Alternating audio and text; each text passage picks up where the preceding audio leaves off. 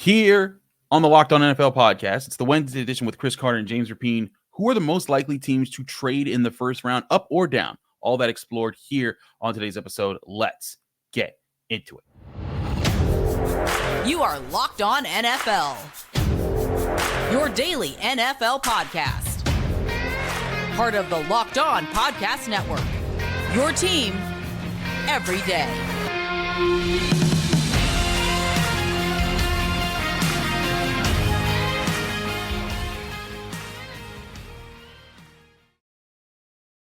Hello and welcome to the Wednesday edition of the Locked On NFL podcast. I'm your host, Chris Carter, here with my friend and co-host, James Rapien of Locked On Steelers and Locked On Bengals. We're talking at you here about the NFL draft coming up. We're going to go over trade options here. There's a lot of different people that can be ended up moving up and down the first round. Very interesting with all the quarterbacks in play. We'll get to more on that in a second. But first, I want to remind you, this show is brought to you by FanDuel. Make every moment more. Right now, new customers get $150 back in bonus bets guaranteed. That's $150 win or lose when you sign up today at FanDuel.com/lockedon to get started. More on them later. James, it's always interesting going into draft night because there are teams that make trades before the draft. We've seen quite a few of those this year, but going into draft night, everyone's sitting and watching because we do all these mock drafts thinking, oh, everyone's just going to be hunky-dory and everyone's going to pick where they're at. And then all of a sudden, it all gets blown up when the first team trades, and then just trades start flying everywhere. I think it's going to be interesting to see who moves up for quarterbacks, but I think all eyes are on the Minnesota Vikings, who lost Kirk Cousins, who haven't found a decent option in free agency, and they sit there at 11th overall with the potential to move up into the top 5 or somewhere in the top 10 to try to get somebody. Do you see the Vikings definitely moving up this year to go get a quarterback, or do they wait and see if they can get a guy like Bo Nix or Michael Penix and outside of the top 10? Yeah, I think they have options. And the beauty of what the Vikings have done is they give themselves 2 picks here. There will be a quarterback at 23. I think one of those guys will fall to their second round or their second first round pick. Mm-hmm. And maybe I'm wrong. Maybe they go before 23. But I do think that one of those guys will escape the 11th pick. And so you could always move up from 23 as well. But to your point, and we know this, regardless of how good your roster is, regardless of how good these prospects are, if you don't have a quarterback, you're really still at square one. And that's why the debate with New England, for example, unless you just think that there aren't enough quarterbacks, 3 good quarterbacks in this draft that could be franchise guys, unless that is the case, you should take a quarterback because you have the 3rd pick. With the Vikings, if their guy is there at 4 or 5, and I think that's the prime area where the Cardinals and the Chargers you could look at. Heck, would the Titans move down from 7 to 11? Maybe. I could see the Cardinals staying pat and saying, all right, Marvin Harrison Jr., the Chargers taking Joe Alt or one of these other receivers. The Giants, who knows what they do? They could move down as well, I would say. I don't know that they're necessarily taking a quarterback. So you might not have to make a huge leap where you're moving up 7 to 8 spots. But I do think that moving up is certainly on the Vikings' radar. And whether it's J.J. McCarthy or the big 3 of Drake May, and then obviously we know that Caleb Williams is going to go 1. Jaden Daniels is the other quarterback. Will he go 2nd? Will he go 3rd? Will he fall past the top 3? I think that question is valid for Drake May as well. But you're probably looking at J.J. McCarthy and where you can land him. And I do think that the Vikings will try to trade up and land him because they're competing with other teams like the Broncos and these other teams that are on quarterbacks as well.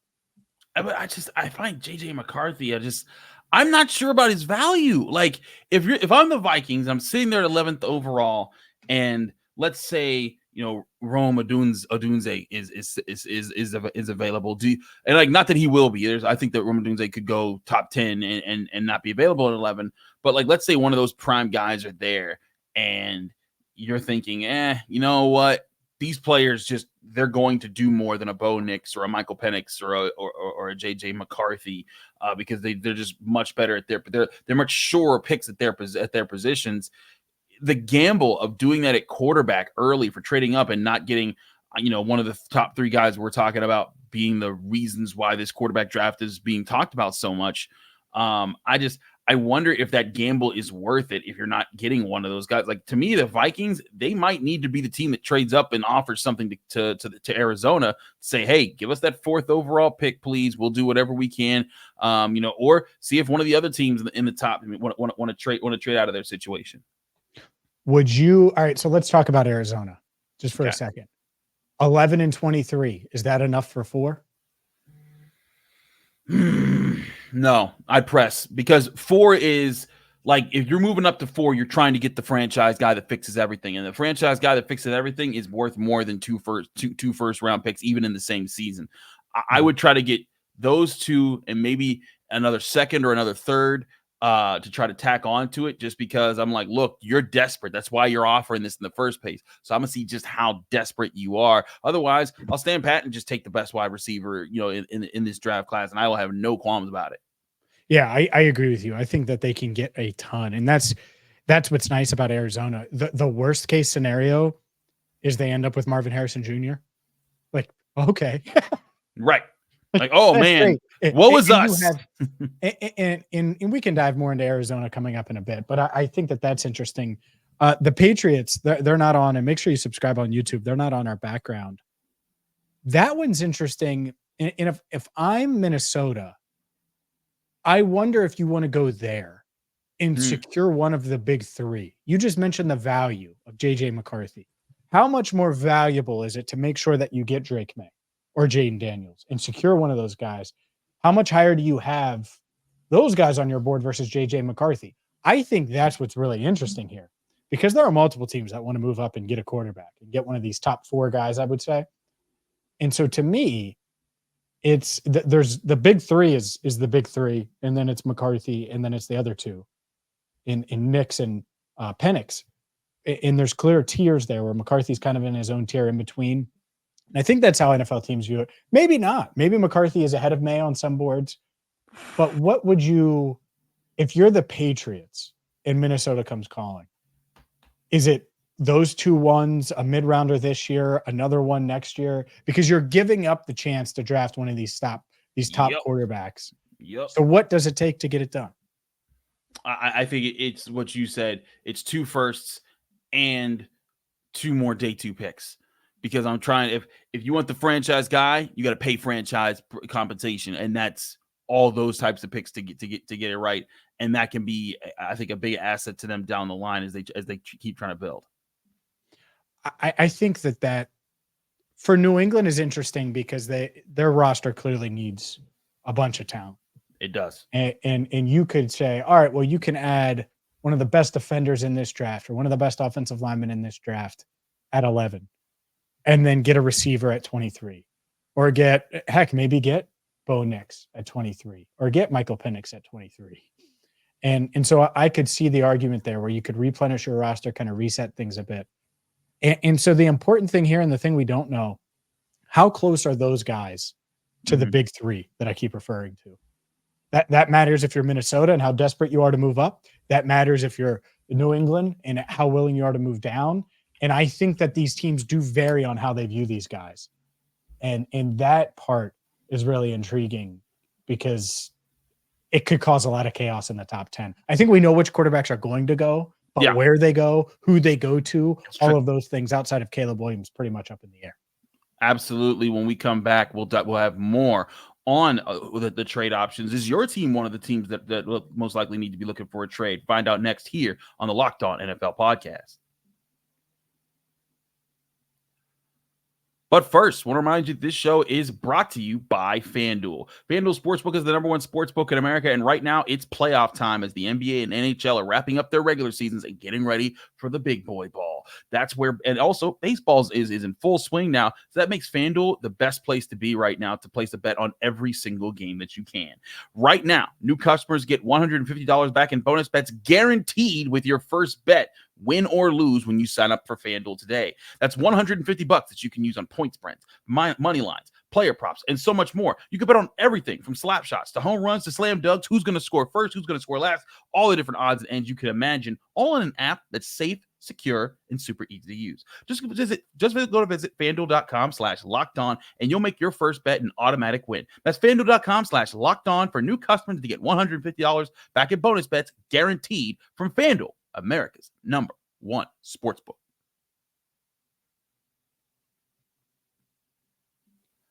All right, let's keep things rolling here on Locked On NFL with some more trade discussion. And I hinted at the Arizona Cardinals. Yes. And what I think is interesting, and they did this last year, and I think it's reasonable to think that they could do it again. Let's say they move down from 4. They're targeting one of these 3 receivers. They move down from 4 to 11, and they get 11, 23, and a mid-rounder, whether it's a mid-rounder this year or next year. And then they use that mid-rounder to go from 11 to 6, 11 to 7, maybe 11 to 8, and they still get one of the big 3 receivers. I think that's interesting because if you tell me, all right, you get Marvin Harrison Jr., all right. If you get Rome Odunze and the 23rd overall pick this year versus just having Marvin Harrison Jr., I like Rome in an extra pick. And they do have plenty of early picks this year, but it's a roster that could use as much talent as possible. They need an overhaul. Confusion. No doubt. And so that's what I think is interesting is Arizona's in that spot where they can either be the first team to take a receiver or drop down a little bit and then make their move back up. And we've seen them do it. And I think it makes a lot of sense, Chris. I really do. Imagine if you had one of the top receivers in the NFL draft, like an Odunze, and then you also get one of the top corners or one of the top tackles in the offense in the NFL draft. Like that right there. Like, look at what the Texans have done. They went and added C.J. Stroud on one side, Will Anderson on the next, and all of a sudden, wham! They're killing it right. They're killing it right now. Not that they would just automatically do that there in Arizona, but and of course there's Kyler Murray's other things that are in play there. But hitting in the draft early with 2 first-round picks can prove to be a difference maker, and I think that's where a lot of teams are looking to kind of be aggressive here and see what options are in front of them. That's why I wanted to explore this topic with you, because I think there's so many teams that could move up or down. Shout out to Bill Barnwell. He has an article where he analyzed and said where teams, which teams should move, where they should try to move, what they should try to do there. I want to ask you about this team, the Tennessee Titans. Now, our man Ty Rowland, he's doing his thing. He's out. He's out trying to tell people, hey, Joe Alt, Malik Neighbors, it's a great situation to be in. But do they need to make sure that they get one of these guys and need to be worried about the teams ahead of them, like the Giants at 6th overall or the Chargers at 5th overall? Because if I'm the Chargers, like Bill Barnwell in his article on ESPN says the Chargers, should trade down. If I'm the Chargers and Malik Neighbors is sitting right there and I get to pair him with Justin Herbert, hello, that just seems like a KO punch for me. Yeah. I don't buy the trade down for the Chargers. Unless the Chargers just think they're so far away. But I saw it firsthand here what happens when you put elite quarterback with elite weapon from LSU. Yep. It usually goes well. And I don't think Herbert's as good as Joe Burrow. I think he's really talented. I don't think he's as good as Joe Burrow, but he's darn close. And Malik Neighbors might not be Jamar, but he's darn close. And so if you can get those two, I think that makes a lot of sense. So I'm right with you. I don't love the idea, if you already have your quarterback, of trading down when you can get a premium talent. And so, yeah, if you're Tennessee, and it's interesting because it depends on how you view these receivers and Joe Alt.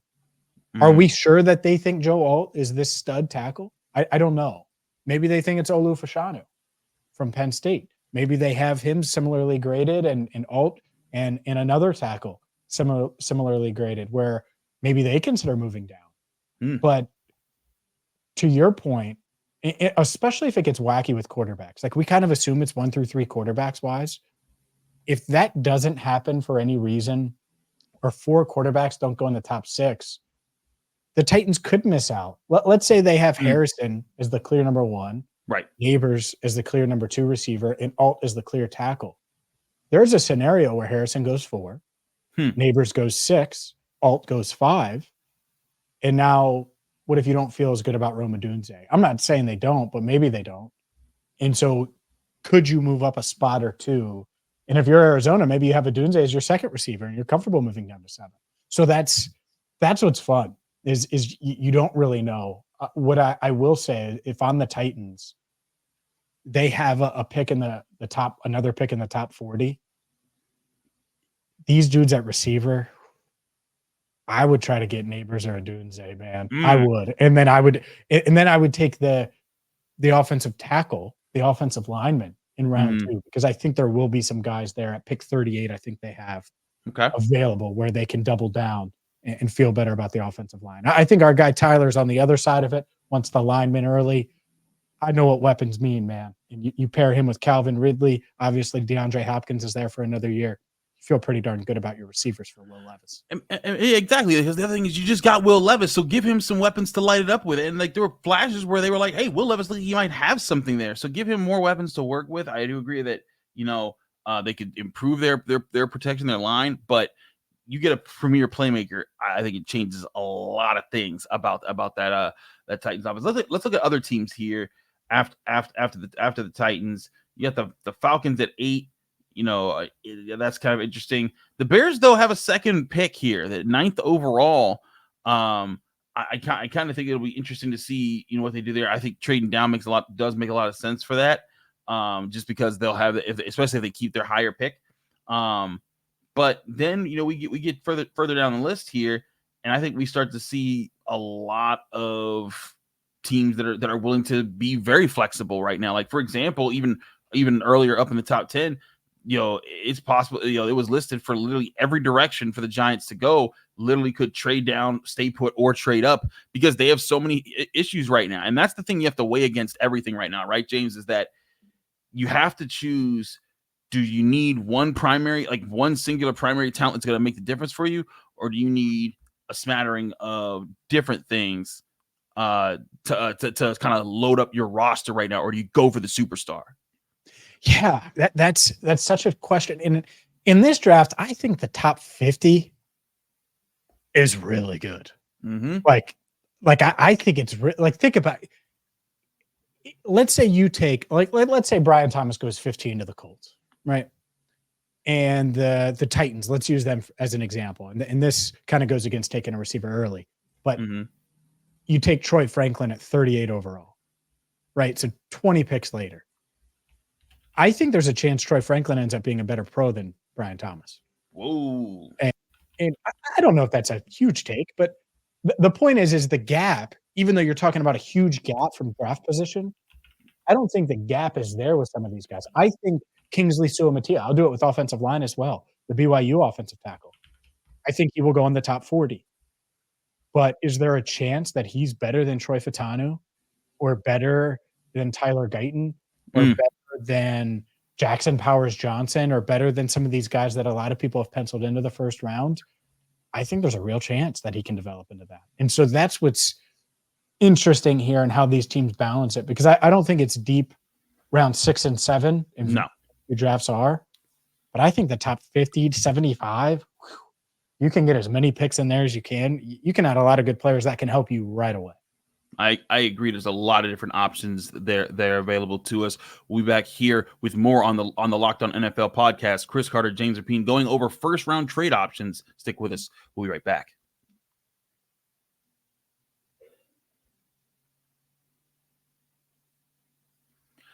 Back here on the Locked On NFL podcast, it's the Wednesday edition with Chris Carter and James Rapien. James, let's look more at what we can discern here from trades. Let's get out of the top 10. Let's get a little bit further down and start looking at teams that could move up and move down. Bill Barnwell of ESPN in his article, he says the Bengals should trade down. You're a Bengals expert. Is this a year for them to trade down, or do they need to go get somebody with this first pick at 18th overall? I think that's kind of where the cliff hits in round 1.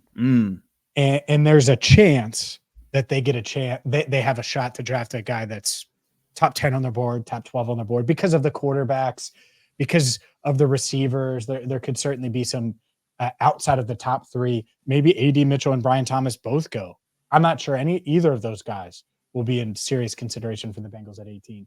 So if I'm them, I'm staying put because I think there will be a high-end player available. Now, if the board really doesn't break their way and these quarterbacks trickle down a little bit, should they be open to trading down? Absolutely. And it's for the point that I just made. You could probably add a top 60 pick and something potentially. Maybe the Vikings move up. Let's say the Vikings call you and they say, hey, we will give you a pick right now. They take their 11th pick and they draft Brock Bowers. It won't be Brock Bowers. They take Quinyon Mitchell. Right. He visited there this week. And they want to move up and it's Bo Nix is there or Michael Penix is there. Okay. Well, if you can move down to 23, you have 5 players similarly graded, you move down from 18 to 23. I would certainly consider that. But I think that there's going to be 1 or 2 guys there that have top 12, top 13 grades, and it makes it really hard. And that's the weird part of the draft where I think if you don't have fallers, then yeah, moving down is exactly what you want to do. But most of the time there's a faller or 2 in that range. No, I feel you. And part of it's also beauty is in the eye of the beholder, right? Like whatever you think, whatever we think is worth a a high first round pick, some might think is not that. And you know, it just depends on what your value is. But yeah, I look at the options there, and I think that there's, again, we look at most of these teams, there is room to be aggressive and to make moves here. Let's talk about the Packers, because the Packers are an interesting team right now. It seems like Jordan Love might actually be the guy, and so now you want to start building around the guy. But to build around the guy, you got to have more draft picks than you do right now. And I think that's where that's what the Packers are in a peculiar position. They do have the 25th overall pick and the 41st overall pick, so like they're in a position where if you wanted to move up and get a star, you could do that and cough up your second round pick, and you could probably they'd be an interesting conversation as how high could they get up as far as close to the top 10 to maybe get one of those top tier wide receivers.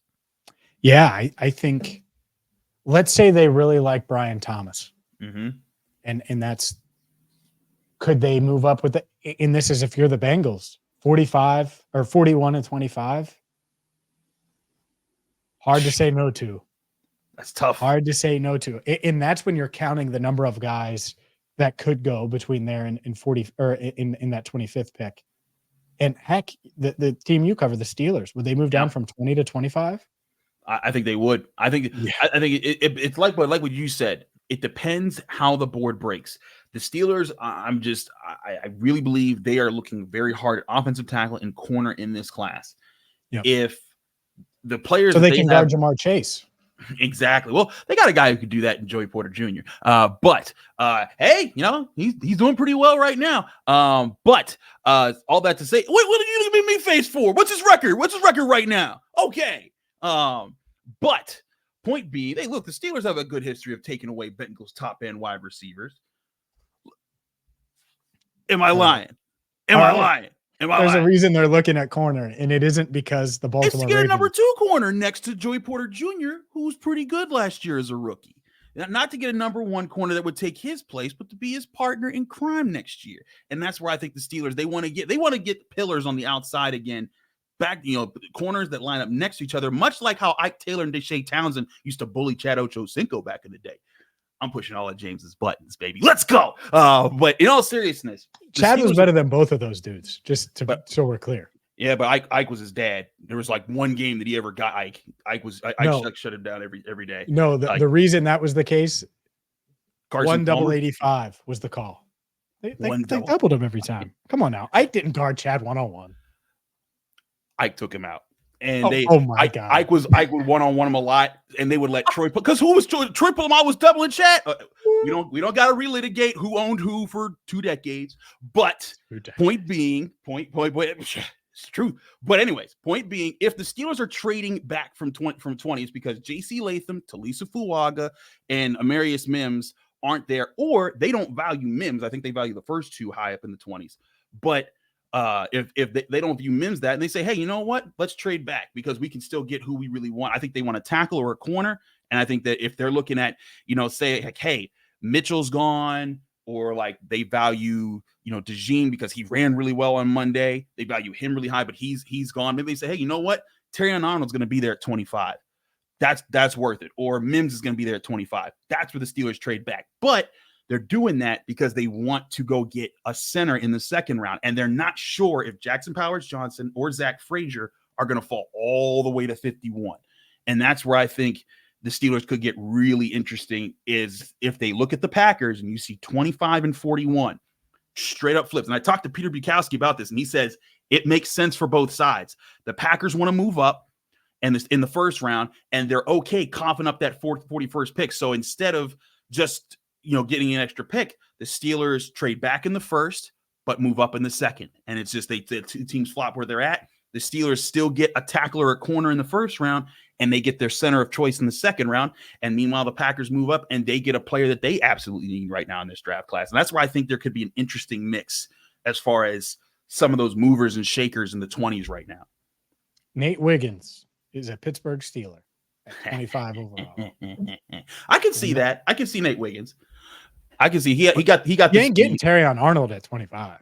But there's some people who don't value him that high. And James, I'm not saying I don't. I'm just saying when I'm looking at people, they're saying he's going to fall down that far, and I'm like, y'all are crazy. But it's the draft season where everybody's valued. There's some people that are saying Talisa Fuaga is going to fall at 20, and I'm like, you're crazy. If that guy falls to 20, this Pittsburgh is sprinting to the podium and doing backflips to get a guy like that. I think that you pair him with Broderick Jones, you got bullies at tackles for the next decade.